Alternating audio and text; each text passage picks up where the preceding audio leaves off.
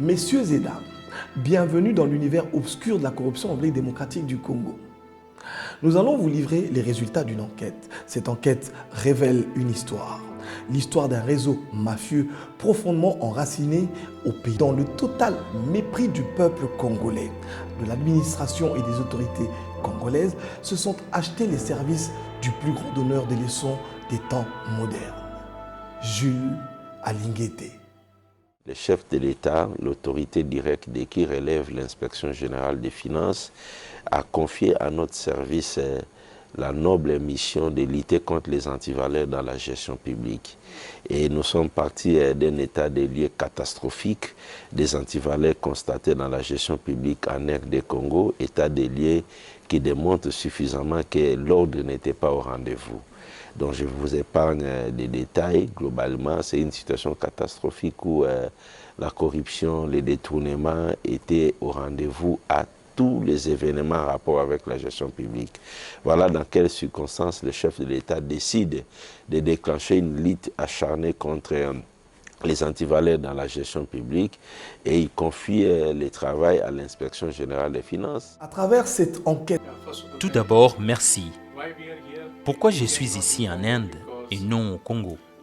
Parce que j'ai peur pour ma vie. Je me sens plus en sécurité ici en Inde. Mais la raison pour laquelle nous sommes ici, c'est que je veux apporter la vérité aux gens sur certaines personnes ou un groupe de personnes plongées dans la fraude et les détournements de l'argent du gouvernement.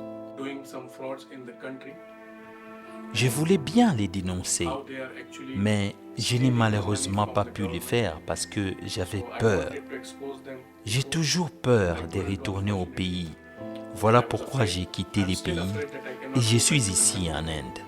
La raison pour laquelle je voulais exposer la vérité est que je n'étais pas prêt à accepter certaines choses. Ces mauvaises choses qui se produisaient dans l'entreprise. Et à ces moments-là, je me suis opposé aux gens, au conseil d'administration, en disant que je ne pouvais pas le faire. Alors, ils ont essayé de me menacer. Ils ont essayé de me tuer. Ils disaient que si tu ne le fais pas, tu vas mourir. Je leur ai dit que je ne le ferai pas. Alors, ayant compris que, quoi qu'il en soit, je n'accepterai pas cela, ils m'ont dit « Ok, d'accord, on va voir ». Et ce qu'ils ont fait, c'est qu'ils ont commencé à porter de fausses accusations contre moi. Comme quoi que je volais de l'argent à l'interne, que je faisais beaucoup de choses de la mafia, beaucoup de fausses accusations contre moi. J'ai été mis en prison. Je voulais simplement dire la vérité et j'en ai payé les prix. La première chose, ma motivation, c'est que je veux apporter la vérité aux gens, surtout aux entrepreneurs congolais et au gouvernement. Comment ces gens manipulent, comment ils volent l'argent du pays, comment ils font leur fraude dans le pays. Ces gens sont dans un sale business, dans le vol. Vous savez, parce qu'ils volent l'argent du gouvernement, les gouvernements devraient les attraper, les arrêter, et les peuples devraient obtenir justice. C'est pour cela que je suis ici. Je veux apporter la vérité aux gens. Comment tous les grands groupes dirigent la mafia et comment ils se servent de leur pouvoir pour faire ce qu'ils font. C'est la raison pour laquelle je suis ici. Je vous ai raconté depuis le début que j'ai rejoint notre entreprise Prodimpex en 2008. J'ai commencé à travailler en tant qu'auditeur interne, puis petit à petit, j'ai été promu directeur financier de l'entreprise. J'ai ensuite été promu chef des opérations. Bien sûr, j'étais beaucoup plus sur la paperasse. J'occupais de nombreux postes. Mais la plupart des décisions étaient prises par les patrons eux-mêmes. Mon rôle était de négocier ou de communiquer entre les patrons et les négociateurs. En disant négociateur, Je sous-entends ces personnes qui organisent nos dossiers auprès de l'État et consorts. Ce qui s'est passé en 2016, c'est qu'il y avait un monsieur qui s'appelait Jules Alinguete. Il a été présenté à l'entreprise par notre DG à l'époque. Il a été présenté comme médiateur et on nous a dit que c'était lui qui allait désormais gérer tous nos dossiers concernant la DGI, la DGD. Il décide le montant. Le montant, on va, ok, non, ça c'est trop haut, on doit baisser. Oui, exactement. Pour toutes les sociétés sauf Rawbank. Rawbank, c'est Mustafa Raoji. Il décide tout. Il y a aussi Mustafa Raoji, le maître des décisions. Mustafa Raoji est le numéro 1 des Rawbank et le seul à dicter la logique et l'orientation au sein de Proton. Michael Raoji, en revanche, n'a aucun pouvoir décisionnaire, mais il est au parfum de tout.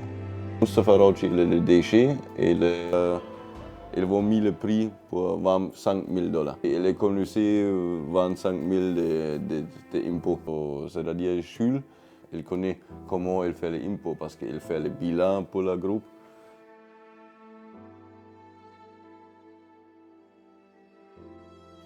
Les contextes étaient très simples. Il était l'inspecteur senior de l'IGF à l'époque où il a été présenté. Et il avait déjà des relations importantes avec certaines personnes de la DGI, de la DGDA ou de la DGRK. Si vous avez un problème quelconque, par exemple, si vous devez régler un dossier, vous les contactez. Et lui, il négociera en votre nom et il sera celui qui traitera le dossier. Par exemple, si nous voulons clore un dossier, il suffit de lui dire que nous avons tel problème.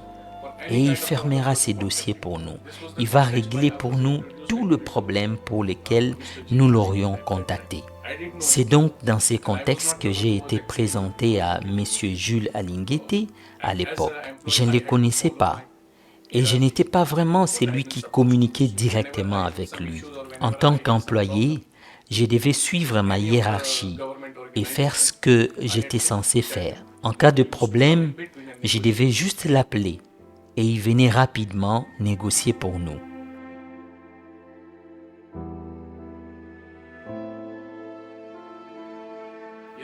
Oui, bien sûr, j'ai des preuves.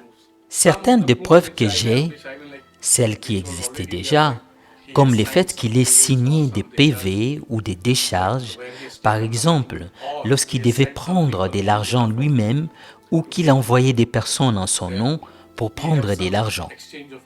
On échangeait des courriels et nous avions toujours une copie. Par exemple, s'il y a un dossier de la DGI, disons qu'il y a un redressement et que ce redressement est adressé à Prodimpex, on pouvait alors envoyer une copie à Jules en lui disant que nous avons déjà reçu ces redressements et que nous devons maintenant les régler.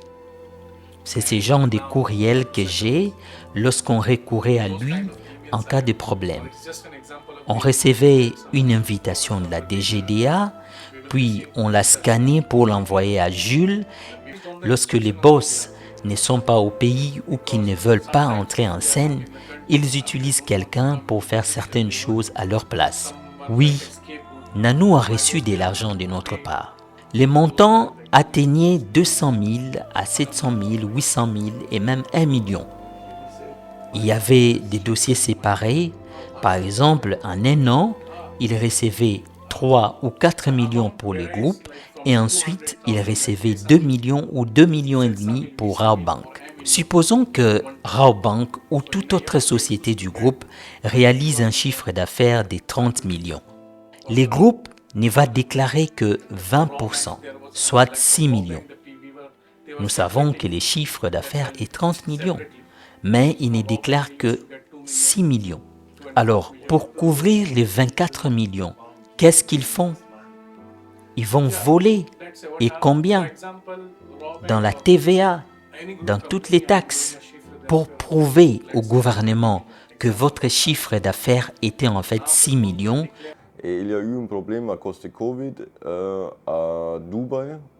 On n'a pas On n'a pas trouvé 7 véhicules. Les inspecteurs et IGF sont venus parce qu'ils ont pris un crédit de la banque. Je pense que c'était Rawbank aussi une autre. Ça dépend où est le compte inspecteur parce qu'ils ont reçu le crédit et ils ont annulé les contrats avec eux. Je pense qu'ils ont acheté après le véhicule chez Hyundai Ibrahim ou chez Ashur, Sokin. Ça, Youssef probablement connaît. Et là, ils ont un grand problème parce qu'on a payé déjà à Ninguete $200,000 de commission pour cette deal, parce que c'était 100 quelque chose véhicule. Et ça, je pense que c'est la première fois qu'on a un grand problème avec Youssef parce qu'on a demandé à Youssef pour récupérer ces 200,000 parce que ce deal n'est pas réalisé. Et Youssef m'a dit les choses ne passent bien, très bien, si je peux rentrer parce que je dois lui aider. Je suis rentré aussi, mais je lui ai dit écoute, je pense que c'est mieux pour terminer tout et finir. Il a dit aussi tu sais qu'est-ce qui s'est passé avec cet autre, ils ont beaucoup de pouvoir. Oui. Aussi, Youssef peut aussi, mais il y a des papiers, par exemple, il y a un document de la sœur de... Compte de sortie ou ce genre de choses. Il y a mais on a des documents qui prouvent, par exemple, Madame Moupet, la sœur de Alligator. Je sais, ils ont payé 3 millions, mais... Non, mais ça c'est ma question maintenant. Ça c'est tout officiel. Il y a DGI a fait un redressement de 13 millions. Maintenant, après 6 semaines, tu reçois un redressement rectifié pour 1,5 million. Mais comment tu expliques ça? Comment tu expliques maintenant pourquoi il y a 11,5 million différence entre les deux? Qui a fait cette erreur? C'est la DGI? C'est-à-dire tu as des gens incapables à la DGI. Tu comprends? Il n'a pas de sens parce que tu juste prends le bilan, ils sont submissionnés. Et ça c'est tout officiel. Ça je dis depuis plus de 2 ans. Pour moi c'est une chose que je ne comprends pas parce que il y a les documents officiels. Ils ont trop de pouvoir, tu ne peux rien faire. Laisse tomber parce que tu vas mourir. Tu essayes avec le gouvernement. Ces pays me manquent tellement. Je l'aime beaucoup. Alors, je veux revenir, bien sûr. Mais pour l'instant, tant que je n'ai pas obtenu toutes ces garanties,